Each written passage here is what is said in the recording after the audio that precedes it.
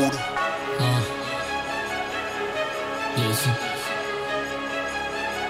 Yo, musika ang nagkahilingan. Yo, buti na lang ay naisipan.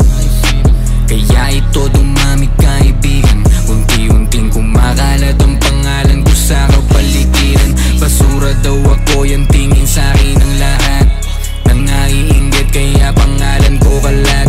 Kaya sa hapon na lang din lumalabas pagkat baka kasi mas uminit pa yung tanghaling tapat. Yeah, para lang silang tae sa lansangan na iniiwasan ko na matapakan. Mangangamoy lang ang aking talampakan, magkakabakas papaas sa daanan. Antayin nyo ang ganti, basta susulat ako. Iwas na lang sa kape, baka magulat kayo kapag ako na yung nasa harap. Yo, nilalasap yung mga kinikita ko sa rap, napakasarap. Kaya hindi ko na ititigil ang pagpapaganap, mapapaganap. Sa langit putok parang bagong taon, pero sa akin putok na sarap. Kaya hanggat nandyan ang amatina na malakas at hindi pa mahina, sana'y magtiwala kayo sa aking talento na sinimulang ipakita. Maririnig din ang magandang balita sa TV na tila ako na ang bida, pero sa ngayon na nandito pa ako, itutuloy ko na lang muna magsikap. Wala ng bago, para merong maihain. Yo, di ako madamot, sige lang kung gusto mo makikain. Yo, kasi wala namang bago, pag gutom lang yan magsasabi sa'kin. Pinilibag mataas, parang presyo na ng gas, ngayon naubusan ko sumakisahin.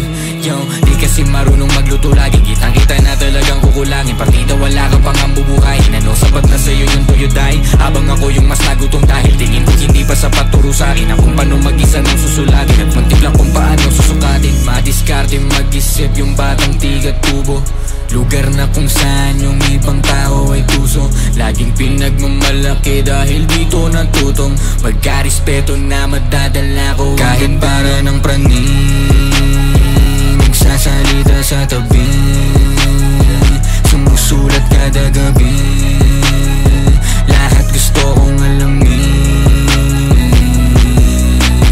gusto ko lang maging katulad ni idolo, na mabigyan ng bansag karangalang titulo. Kaya lahat pinag-iisipan bago ibuga sa mikropono, baka kasi bigla na lang umabot yung ingay ko kay Crisostomo. Yeah, kaya hindi nyo na mapipigilan yung batang minaliit nyo nung siksikan. Ngayon kaya nang sumabay sa gitgitan, di na nasisilak na parang si Hitman. Ngayon nasa na yun dating tumawa sa estilo kong malabo daw gumana.